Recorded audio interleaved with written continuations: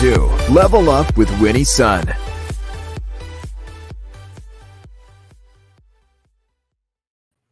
Well, thank you so much for tuning in today. Happy Friday to you. Happy end of the week. Are you looking forward to the weekend? Because I certainly am. We're going to the Mother's Day weekend. Should be, I'm guessing a lot of you will be buying some gifts and some food and some flowers. Should be a lot of fun. If you're joining us on the replay, a big hello to my friends on replay. Thank you so much for tuning in. I really, really am grateful to see each and every one of your views. Do you any comments or things that we can improve on? I'd always love to hear from you too. Now let's start with the market. Let you know how we close because it's a good day. If you didn't see my headline already for this live stream, now you know. The market did very well. Dow closed up 229 points. NASDAQ closed up almost 120 points as well. The S&P closed up 30. Now the stock market didn't seem to really mind the disappointing job report that came out this week. And this was actually addressed by both President Biden and Treasury Secretary Janet Yellen earlier today. In fact, the Labor Department said that non-farm payrolls increased by just 266,000 in April, which is far less than the 1 million plus economists had predicted. So we were thinking, economists in particular, were thinking that more Americans would be back at work. But, investors sort of saw this as a positive because investors are hoping that the unfortunate jobs miss will actually keep interest rates low and other economic policies at these eased levels. Now, tech and growth names certainly improved today as we saw Microsoft, Tesla, Google, which is Alphabet, Apple, all have a positive uptick today. Going into the weekend, I think many investors were expecting actually more negative responses in the stock market just because, negative job reports weren't seen as a positive. Now, I will say that President Joe Biden said that this week's job report continues to show that perhaps there is more need for increased job and family financial support bills. So he's actually proposing that we spend even more money towards this pandemic. Now, as you know, Fridays are always special, and this one is like no different. I want to say a quick hello to Vicky Garvey. It's great to see you on Facebook. We see CrossX Fighter and Joshua on YouTube as well. And so many of you, I think, on Twitter Live and everybody else, thank you so much for tuning in. Well, how am I doing? Joshua asked a question, so let me go and answer it. Yeah, doing fine. Actually, looking forward to the weekend, celebrating with my own children, of course. Also, we're gonna have to find something very special to celebrate grandmas with this weekend as well. So we're looking forward to that. Now, let's go ahead and answer some of your questions. You definitely didn't disappoint. I know a lot of these questions came in this week, as well as a lot from phone calls I've been doing with many of you who are interested in getting your financial house in order. We've definitely seen an uptick in interest and advice. Our phones are getting a lot busier, that's for sure, and a lot of new traction to the website as well. So thank you so much for tuning in, and thank you so much for submitting your questions and helping us so that we can help more people that are watching today. Now, let's go with the first question because this is actually really good. I think we have a few questions to share with you today. One of the first questions that we're seeing is, Winnie, I'm just now starting to save for my daughter's college savings. She's 12, and I feel like I'm starting off so late. I hear there's the Coverdale, and then there's the 529 ones. Which one should I start with? All right, great question. And I got to say, I think you probably know this, but many parents, sometimes we think of our children as always still being like 2 years old, right? They're still so little, even at 12 years old. Even my 12-year-old right now, he's 5'4", and I still think of him, he's still so little, so sweet. But they grow up so quickly, and soon enough, like in the next 5-6 years, they'll be off to college. So when you're talking about savings, you might be thinking, how much do I need to save? Well, I actually did some recent research, of course. Now, a toddler or a newborn, I would say, that was born in 2021 needs about $250,000 to go to a typical public university, and they need about $500,000 saved up by the time they're starting private university. So those are some really big numbers. So if you're worried about having to start saving for college, you're certainly not alone. The cost of college just seems to continue to go higher and higher.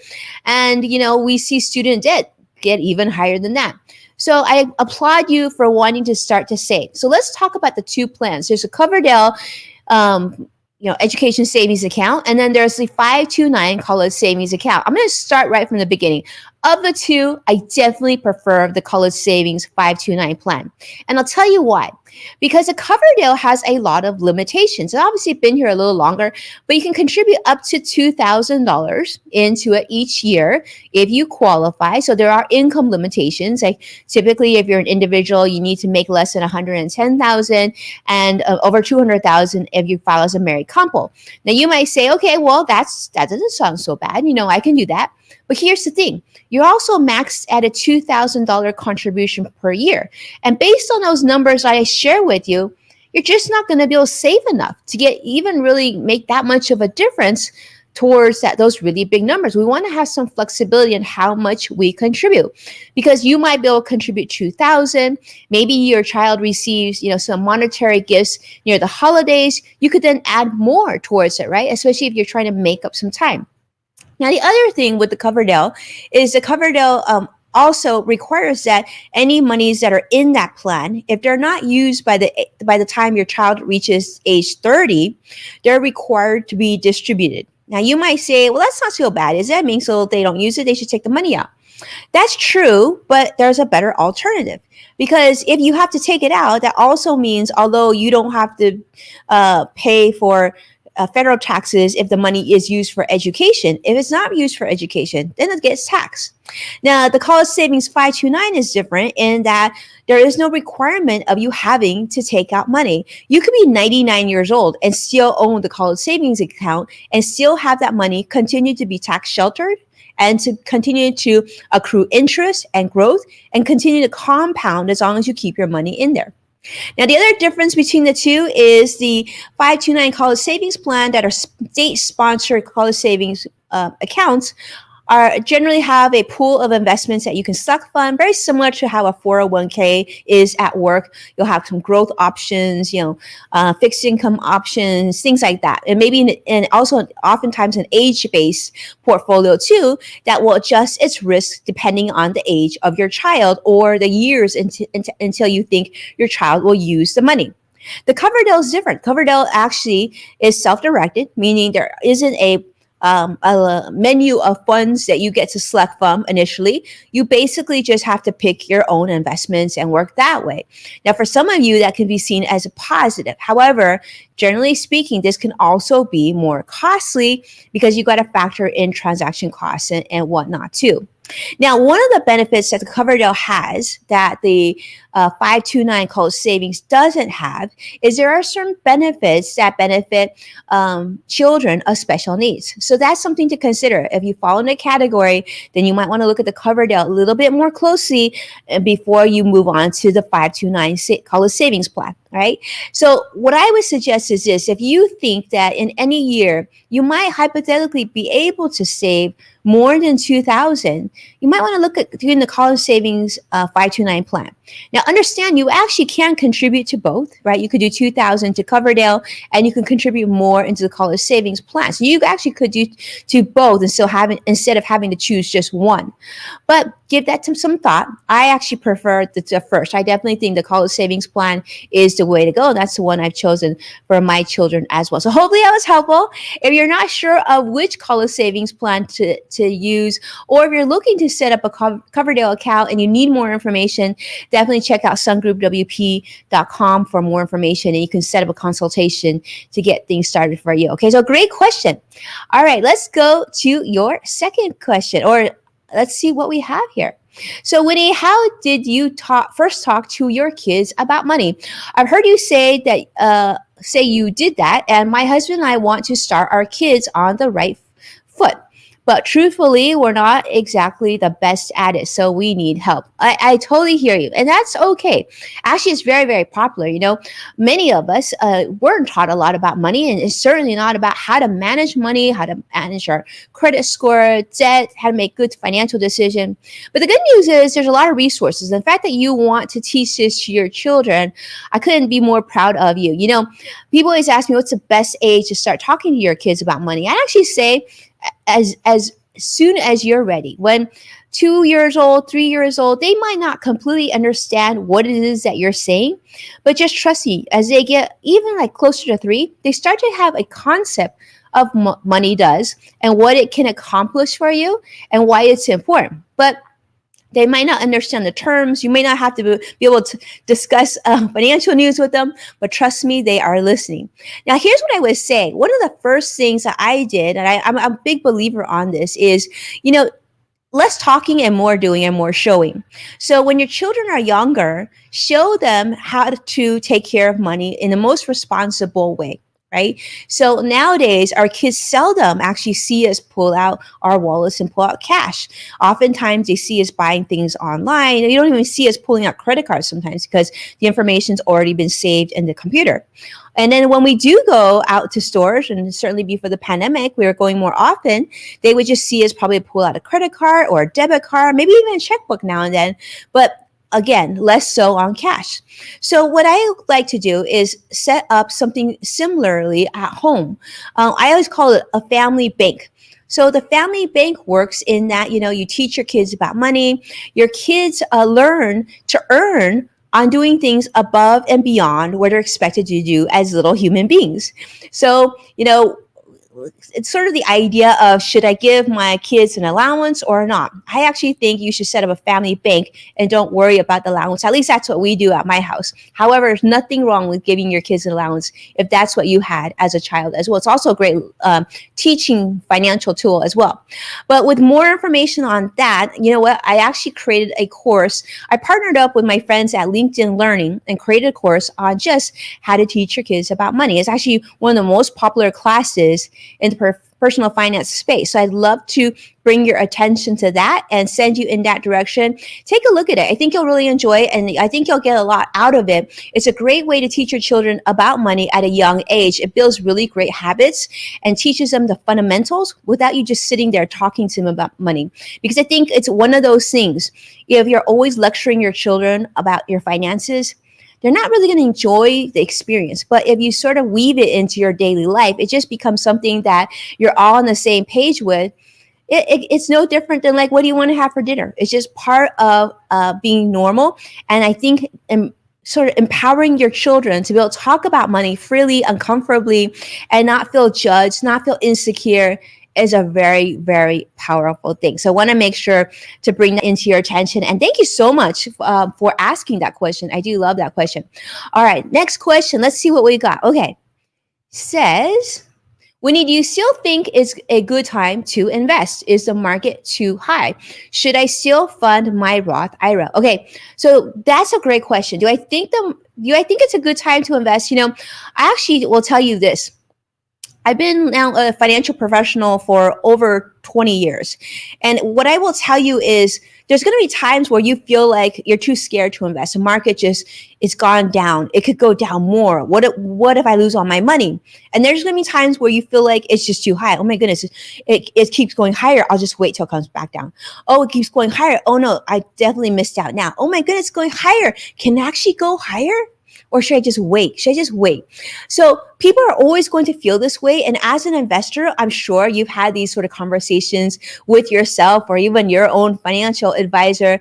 But do you know, my recommendation is this: you should consistently add to your investments, right? So just like you add to your 401k at work every 2 weeks, have it automatically saved, you should do the same. And you asked about whether or not you should fund your Roth IRA. If you're even thinking about funding your Roth IRA, I would say go for it. You should fund your Roth IRA. I do it every year. I think it's a great idea. Unfortunately, I can't go directly to my Roth IRA.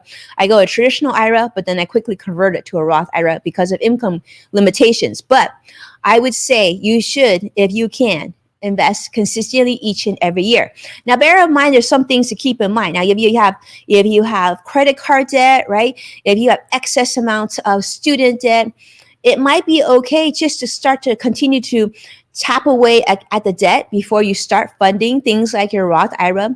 So keep those things in mind. I always like to say, make sure the debt is not only done, but handled before you move to investing. Because if you have debt and you're investing, it's kind of like swimming in a swimming pool with like one broken leg. You just don't get that far. So great question. And that's what I would say. Be brave when people are scared. Okay. And then also be scared when people get too greedy. So right now, given that the market has been doing so well, it actually does make sense to be more cautious. Make sure you're not too aggressive on your portfolio. Stay diversified and look for a financial advisor, financial professional to help you out. Okay, so check out our resources. There's a lot of information I want to continue to share with you, but that's why we do what we do. That's why we're here. That's why Fridays are really special.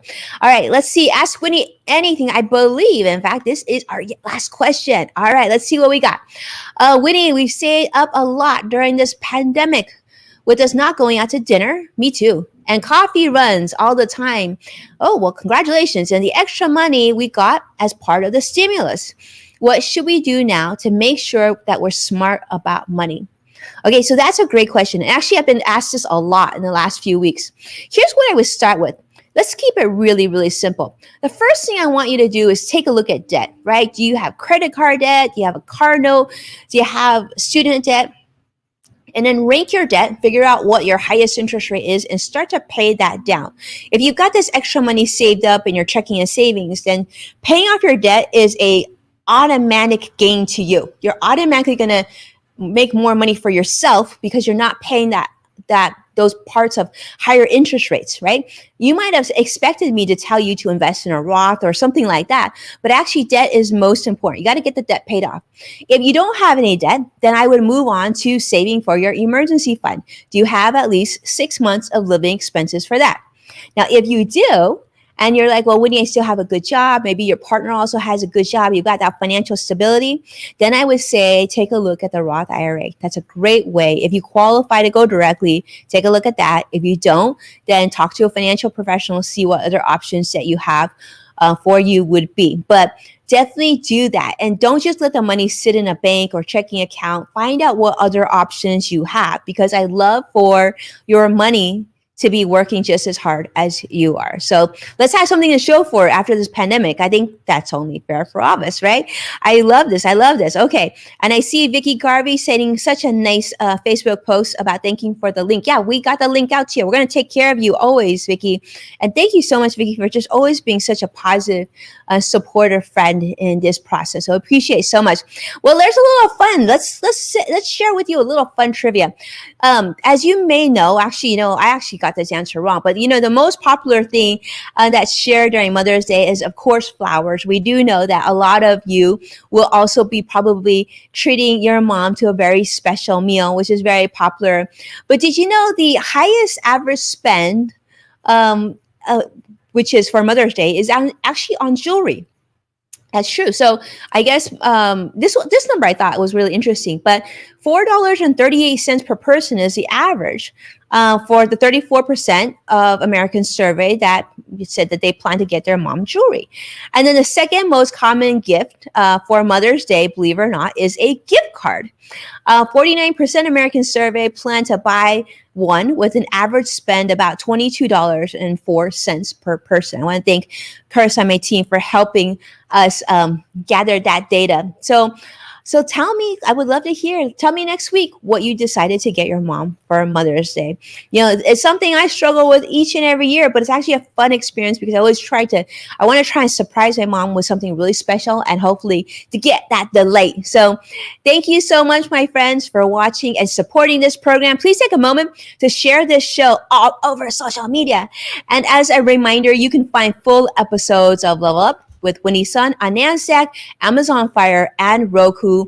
Be well. I can't wait to see you again next week. Now, do catch me on Monday. I'll be on Fox Business as well as Yahoo Finance next week. So I'll see you very soon. Take care and stay safe, my friends.